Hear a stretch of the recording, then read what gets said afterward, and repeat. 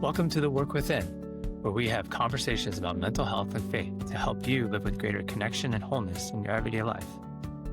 The Work Within is a podcast of the Watershed Initiative, supporting the mental health needs of the local church. Thanks for listening.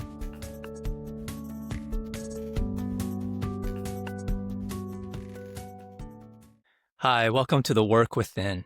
My name is John Lin. I'm your host today, and I am joined by my lovely co-hosts, Dieula Previlon and Tran.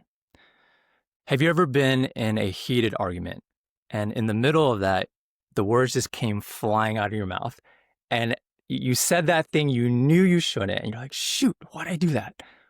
Or maybe on the opposite spectrum, you just say nothing at all. You're just silent, stone cold. And you've wondered to yourself in those moments, like, this isn't the first time I've done this. This isn't the second time. This is how I do conflict. And there's got to be a better way. And you've wondered, is there a better way? And I think we would all agree there is a better way. And we can lean into that, right? So that's what we're going to talk about. So first, this podcast is called The Work Within.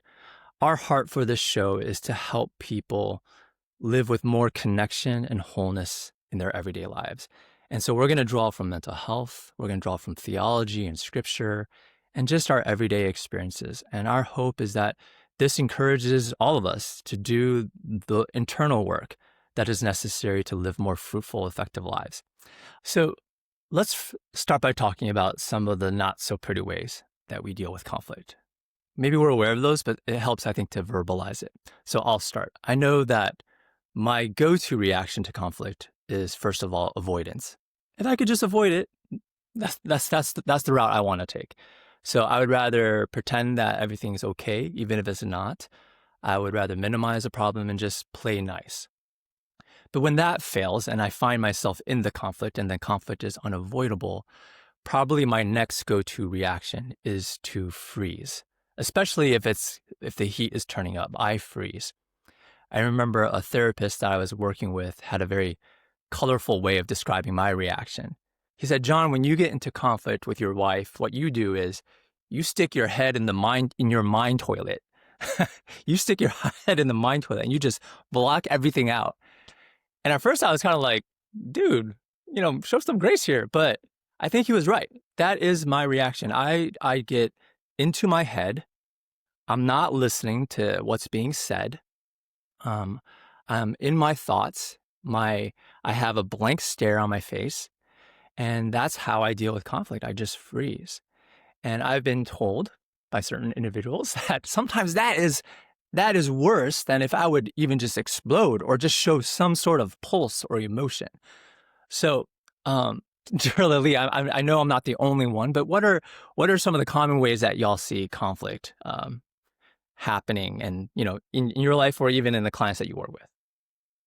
Yeah, we see that often, what you just described. And, some people have even described it as violence, when you freeze and when you're quiet, it's emotional violence. But we've also seen, the other opposite, which is anger. And I think that's why many people like you will freeze because you're afraid of that anger response or and I believe it's connected to something, right? As a therapist, we're always looking underneath what's underneath that. All of our experiences of how we deal with conflict is connected with something. So sometimes I'll see the other end, which is the anger. And it's almost like that defensive posture, to protect oneself from whatever conflict is coming is to respond in anger out of self-protection. You're in self-protection mode.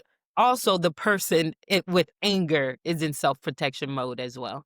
And both are forms of violence. That is interesting. Yeah. Because it's not readily apparent. It's easy for the freezing person to be like, well, dude, that kind of reaction is not cool. I'm just being still and calm, or at least on the surface, maybe. But what I hear you saying is both can have a similar effect and do violence to the person we're in a relationship with. Absolutely.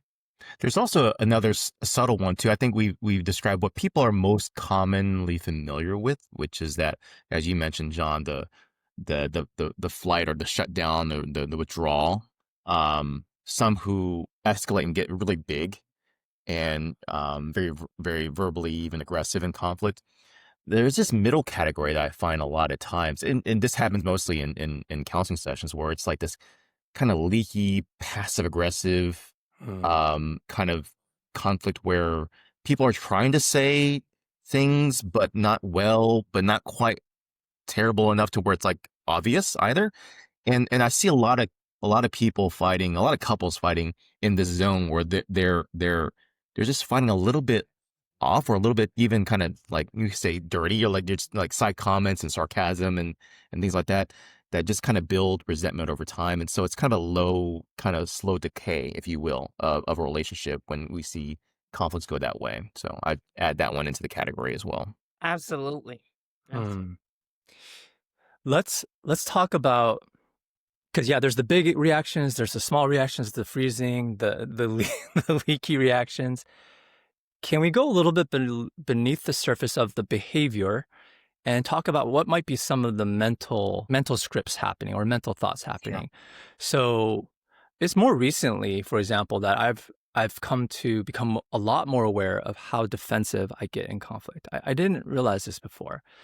And for me, the telltale sign of the defensiveness is when and I don't necessarily say this. Sometimes I do, but most of the times it's an inner monologue. But it might be the thought that, wait, I don't do all that. Like, well, maybe once or twice, but I don't do that all the time, or I'm minimizing my contribution. So I say I don't do that, or I'll my thought is, well, you do that, and I shift it to the other person. So I want to blame them.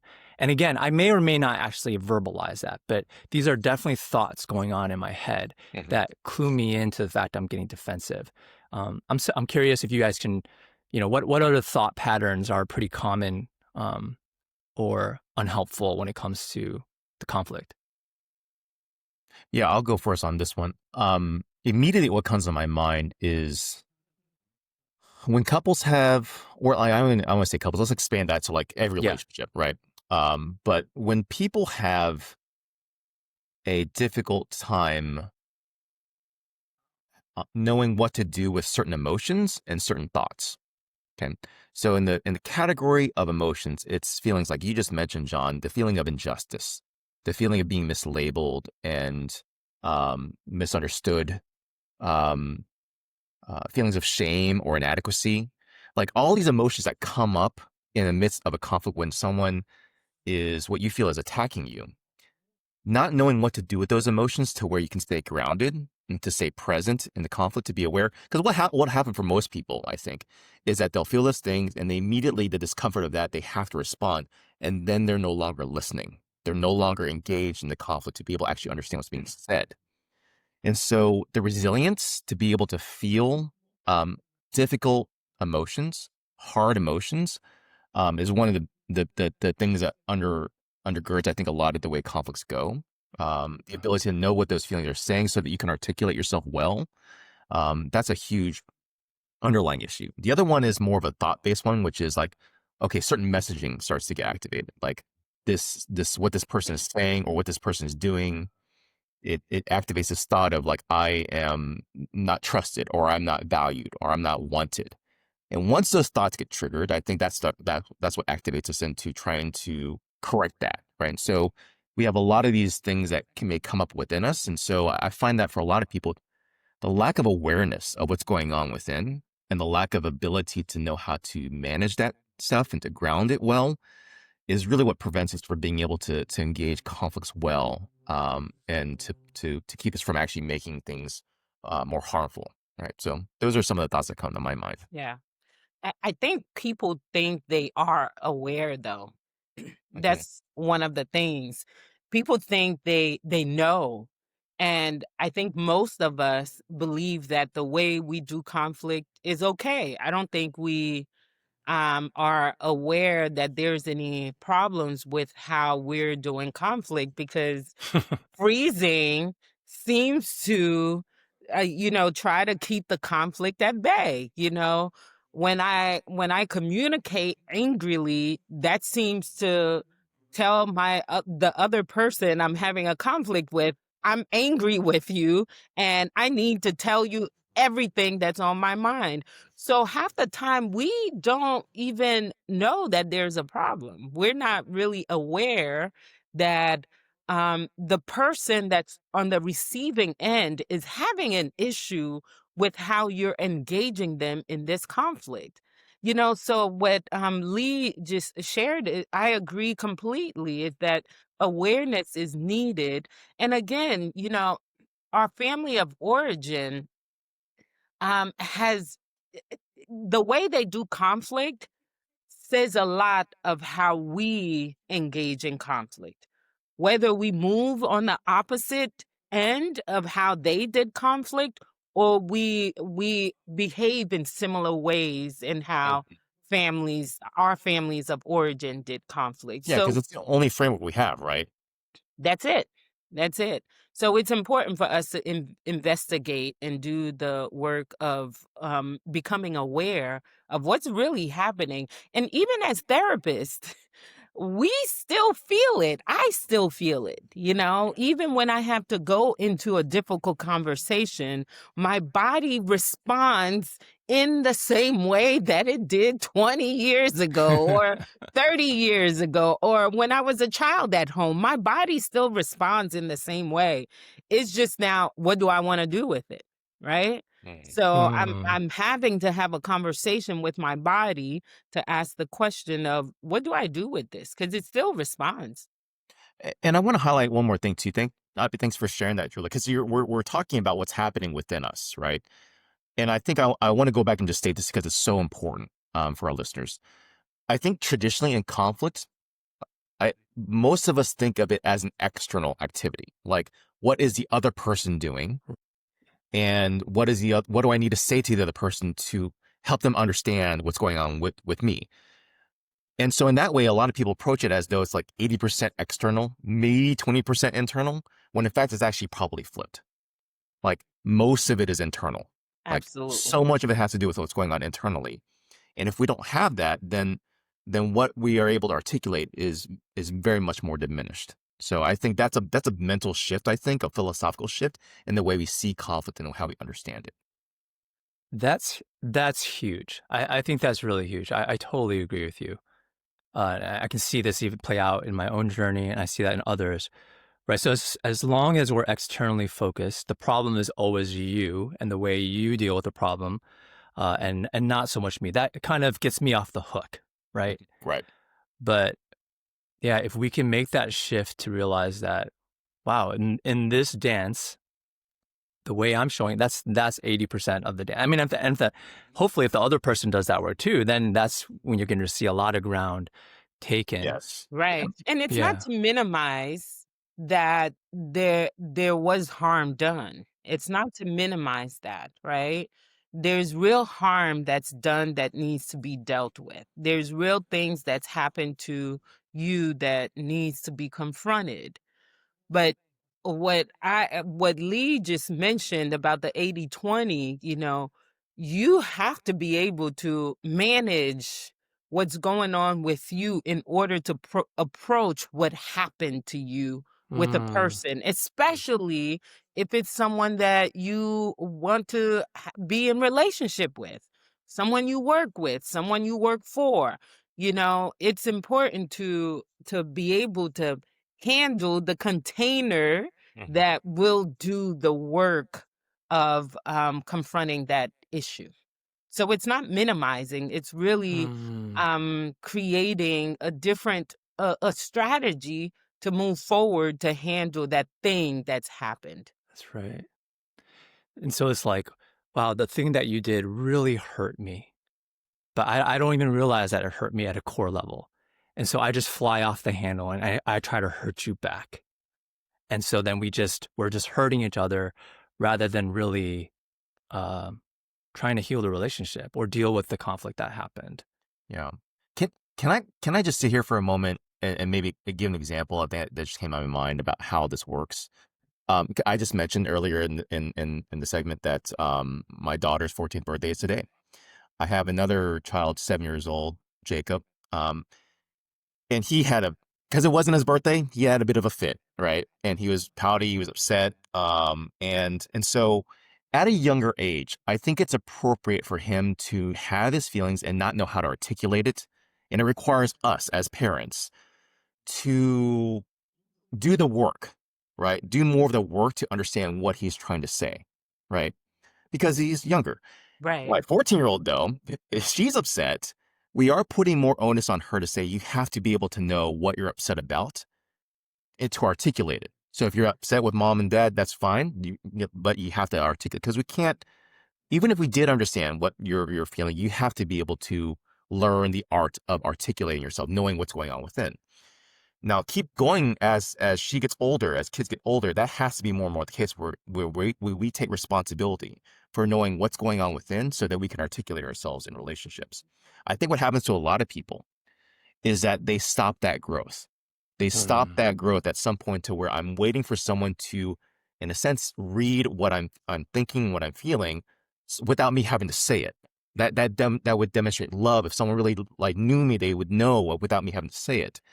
Those are things I feel like oftentimes stunt people's growth and the ability to have conflict well. So just wanted to throw that framework in there because it's fresh on my mind, honestly. So Well, that's so good though, to have parents to give language to what you're feeling in the moment when there's a conflict or when there's a feeling that right. you just don't know how to articulate. It's so good for us to even have parents who are learning how to do conflict Right. better, but teaching their children to give them words. How many of us never had words Yeah. to name the feeling, name what's happened? You're really upset because of XYZ. Or even being allowed to say those things, right? Yeah. Right, right. So Yeah. that's so good. Hmm. And so then as we move into adulthood, or maybe, and it's not an age thing, right? As we move towards greater maturity, Yeah. uh, in both ourselves and relationships, we are learning to convey the things that we feel, the things that we think. Let's unpack that a little more because I think if your premise is right that, and I think it is right that most of the time when we're in a conflict and we're not dealing with it the way we want to, there's something inside going on in us, and we need to create greater awareness of the feelings and thoughts that are happening. Can we unpack that a little bit more for for our listeners? Like, let's talk about that feelings piece. What does that mean to be aware of how you're feeling? What are the feelings to be aware of? Because, yeah, I think honestly, for a lot of people, and maybe it's a stereotype or generalization, and it applies to both men and women, but I think in particular for men, there is a struggle to know how do I even feel? And so it just things come out as passive aggressiveness or rage or freeze or whatever it might be. What are those feelings that are often triggered or beneath the surface, and how do we learn to articulate those? I think the first clue to feelings is the body, right? Our bodies um are so wise. You know, they give us clues to what's really going on with us. Even when we try to lie to ourselves Mm, or even tell other people, I'm good, I'm fine. But your body is communicating something else. Your stomach is upset. You feel like you have indigestion, you have diarrhea going on, you have your heart is palpitating, you feel flushed, you have the upper lip sweat going on, your nose is sweating. All of those are clues that your body is communicating that something's off. Something just got triggered in you and you need to pay attention. So I would say the first thing is to pay attention to the body and what the body is communicating. For me, I find that early child wound always comes back up for me. The feelings of rejection, abandonment, and not enough. mm, So in conflict, for me as a therapist, I'm always having to be aware that these feelings will come up at any given moment in any conflict. So I'm having the self thought of if I communicate XYZ, I will be rejected and abandoned. And it will show, it will point that I'm not enough yet again, you know? So I have this reoccurring, feelings of not being enough and fear of rejection if I do conflict with anyone. If I say the thing, if I talk. So that keeps me back. It holds me back from even doing the work of getting through those feelings of actually um either confronting, whether in love or what have you. I don't even investigate. I don't even take the next step, to even do the conflict, because those feelings right there, they stop me. Mm. I can't even take the next step, right? So it's really important to know what's happening. I mean, now I have my own strategies, Yeah. of dealing with it, but those feelings are still there. Okay. Can you just say those three feelings again? Because I suspect. I was like, yes, Jerla, For I have me, felt those. rejection, I have rejection, Yeah. abandonment, and I'm not enough. Okay. I'm not good enough. I'm not perfect enough. If I were perfect, I wouldn't even get myself into this conflict. Mm. If I was good enough, they wouldn't even want to conflict with me. Yeah. Yeah. Would you all say that most people have like a core set of feelings that they just keep coming back to when it comes to Yeah. conflict? Yeah. Yeah. Mm. Yeah. I like how Jerla, you what and therapists call it bottom up. You went bottom up, like you starting with your body Mm. and identifying through your body the gateway to access the feelings. I tend to approach things top down, which is like, let's think about it. Let's like maybe analyze. And so that's the way. So for our listeners, I mean, I think either one was going to fit, just dependent upon how you move. But when I think about it, accessing those feelings, I'll just speak for myself personally. When I'm going through a conflict and I feel tension, um, and I notice it, I start thinking through what are the three categories. I think of like, how on a test, multiple choice is easier than fill in the blank. I know there are three choices that I can choose from here. And Drilla covered like a lot of those are in there. And so the first one I think of is shame and guilt, which is the not enough category. Like if I'm feeling inadequate, insufficient, that's that first category, shame and guilt. Second category is loss and powerlessness. So I'm feeling sadness, grief, sorrow, out of control, not having agency. That's the second category. The third category is also what Drilla mentioned as well: rejection, abandonment. I call these relational wounds when I feel like there's severing in the relationship of with anyone.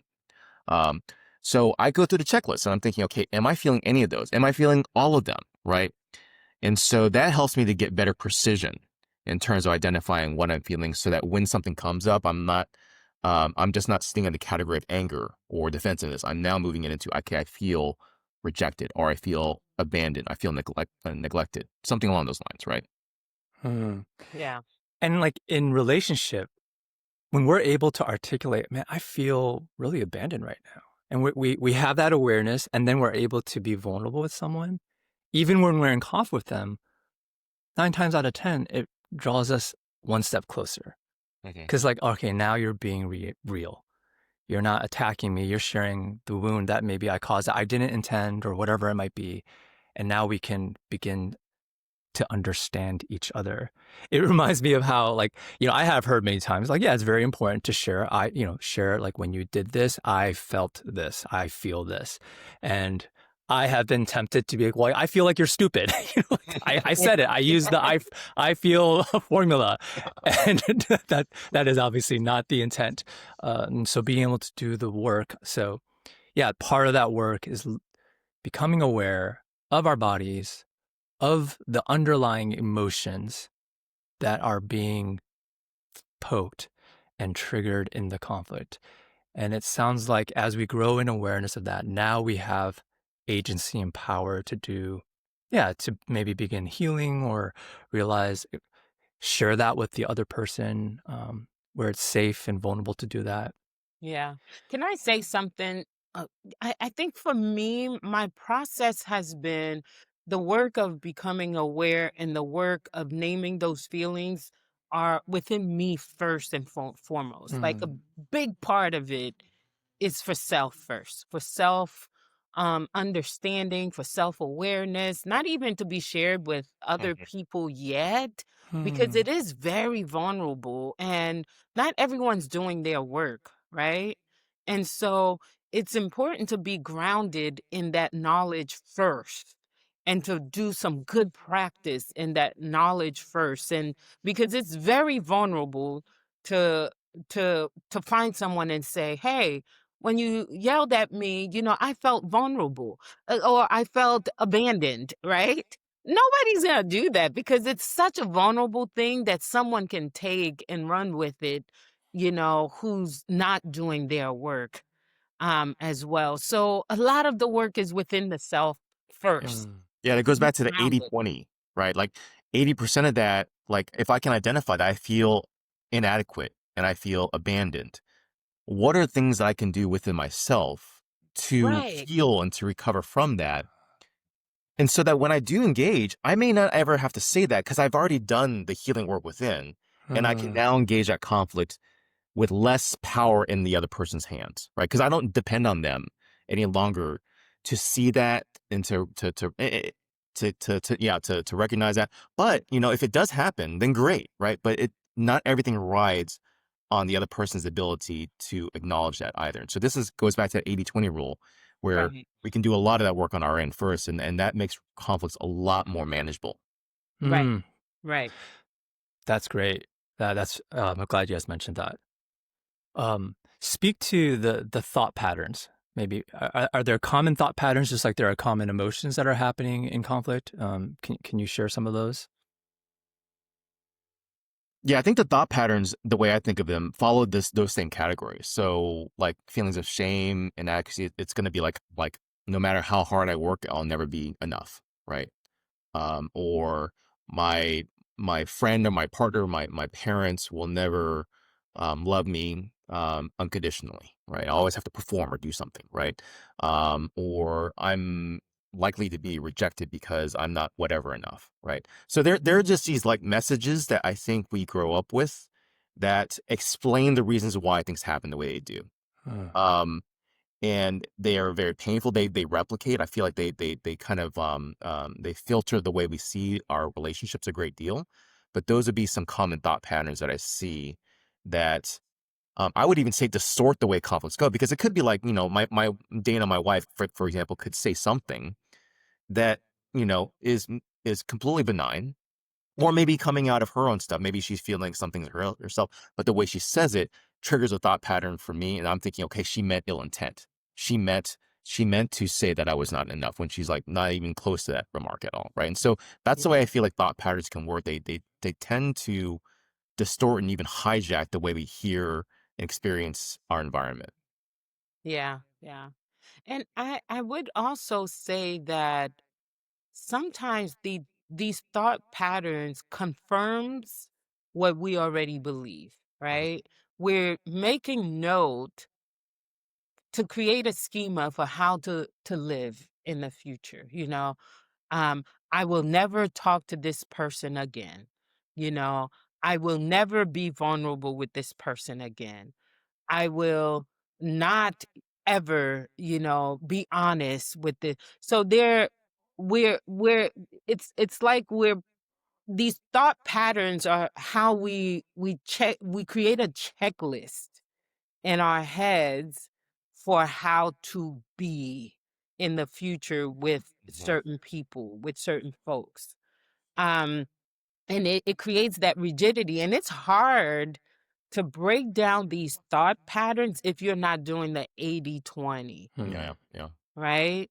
It's yeah. really hard to expose yourself again, to put yourself out there again, to do conflict in a way that is honoring of the work that you're doing, honoring of God and honoring of others, right? It is so hard if you're not doing the grounding work, the caring for yourself work, the awareness work to break down these thought patterns because once they're there, once you've created that schema for how you're going to live in the future, it's so hard to break them down. Mhm. And you both have been pastors and I'm pastor in the church. You know the different types of people we see, and those that are easier and with humility enter, conflict in a way that they're open Right. to receiving, open to learning. And you've seen the people who are not open to learning and seeing it's because of those thought patterns. Let me be vulnerable for a second and just share the way this works. Okay. So I grew up in a house where my parents, very performative based, and so, there's always more I could do, right? And so the narrative, the thought pattern I have in my mind is, yeah, no matter how hard I try, it will never be enough. I will never be enough, right? So it's a perfectionistic narrative, if you will. Yep. Yeah. And when I got married early on in my conversations with Dana, when she would give me feedback and tell her feelings about how she was maybe hurt by something, all I would hear is that she's saying, I'm not good enough. I'm not good enough. Right. Which then, if I'm not catching that, makes me defensive. I start responding to that. All these emotions come up and I'm not able to handle that. I'm no longer able to be present with her anymore to be able to address the hurt that she's trying to explain to me. So it becomes an issue of whose hurts are going to get attention first, right? And so that's a good example of how those thought patterns, if you're not aware of them, if you're not tending to them, hijack the way we are in our relationships today. Thank you. Yeah. Absolutely. This conversation about the 80-20 and focusing not so much on the conflict partner, whoever that may be, whether it's a child, a spouse, a coworker, someone in your church, on the elder board in your team, but focus on yourself first. Do the work within, because that not only that benefits you, full stop, and then it enables you when the time is right. I think there's a time is right to then re-enter that conversation to do it better. And I think it's really beautiful. It makes me think of Romans 12:18. Paul says, if it is possible, as far as it depends on you, right? As far as it depends on you, live at peace with everyone, live at peace with all people. And I don't think that's saying don't have any conflict. It's saying to the extent that you are part of the system, you can't control, I can't control how someone else dances or shows up in the conflict, but I sure can influence the way I show up. And in order to do that, there's some hard work that needs to happen. I mean, I wonder what you guys think. Is that something that is taught a lot? I mean, do people hear that much in the church that when it comes to conflict, yeah, actually, there's a lot of hard work you can do. And Lee, I've heard you share that a unique perspective on conflict, that seeing it as actually an opportunity for growth rather than this I hate conflict, I just want to avoid it. Do you want to share more about that? Because I think that's very thought-provoking. Yeah, I mean, no. So let me just take a step back. So I grew up in a house where conflict is very volatile, very ugly, very hurtful. And so I had the notion that conflict was just bad because you can get hurt and you can say things that'll hurt. And I took that with me into my adult life and into ministry, even into counseling, until I started moving into both personally and professionally, these areas of conflict, when I found that if I leaned in, for me personally, if I leaned into that conflict, on the other side of that, if I could push through and work through the messiness and kind of the awkwardness of it, the resistance, then I would find growth. I'd find myself changing. I'd find myself realizing more about myself, things I would not have known had the conflict not been there, right? I really think that in marriage, for example, Dana pushing into me and sharing herself in conflict required me to do my work. If I was going to be able to do marriage well, I was going to have to dig into my own stuff, right? And so I saw it personally and I saw it professionally. The more I helped my couples in counseling to be able to move into that stuff, I saw that areas of growth began to become more apparent. Things where we may have old wounds that have not been addressed, things in which are preventing us from growing would manifest, would show up in conflict. And so it's almost as though conflict, I don't think we engage it for the sake of conflict. I think we engage it because it reveals so much. And there's so much opportunity for growth that if we just simply follow those breadcrumbs that I think conflict leads us to, then there's a lot of maturation that can happen there. And so I've just reoriented the way I think about conflict, that it's an opportunity. If we know how to be able to engage it, if we know how to handle it well, it is a wellspring of insight and growth. So yeah, that's my history over the past 20 years, I think, in just trying to understand conflict and how it works a little better. I think what I would add to that, Lee has said it very beautifully, is that we are all coming from different walks of life. We're all coming from different families of origin. We should expect conflict when we are in relationship with one another. So there'll be differences about, the world, theology, politics, Hmm. um, family issues. We will have differing opinions. We will. And we should expect it. And I think what helps a lot is the posture, how we posture ourselves for conflict. Conflict can be an opportunity.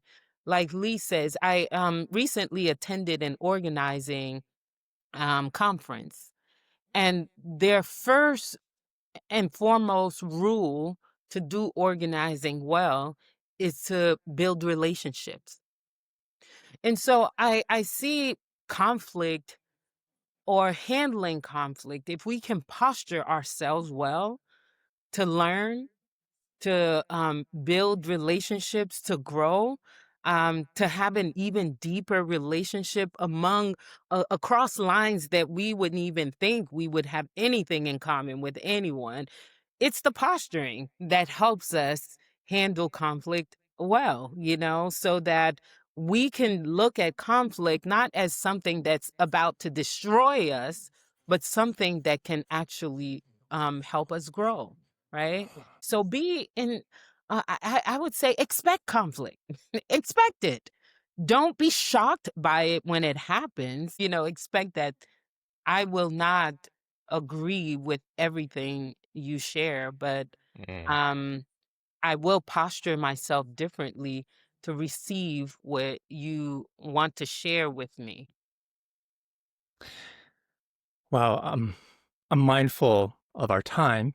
I'm also mindful that there's so much more we could Oh yeah, I've explore. got all kinds Yeah, of Oh I my stuff. could gosh, tell it's you so want to much. share more, Lee, but I'm Yeah. looking at the time and I know that we need to wrap up here. But I do think this has been a very rich and helpful conversation because it's it's undergirded the reality, maybe the mental shift for people that the path to better conflict is not fixing the other person. It's to start here, to start Right. with ourselves. And it's 80/20. It's following Paul's words that as far as it's up to me, I'm gonna do this work. And yeah, let's be honest, that internal work is not easy. It takes a lot of intentionality, time, and effort. But I'm sure you would agree it is worth it. It is worth it. And that is the invitation. I am very present to how poorly conflict is being handled in our society, in our churches, in our families, and I I have to believe it grieves God's heart to see His children participating in conflict the way we are. And there is a better way, and He calls us, He invites us to a better way.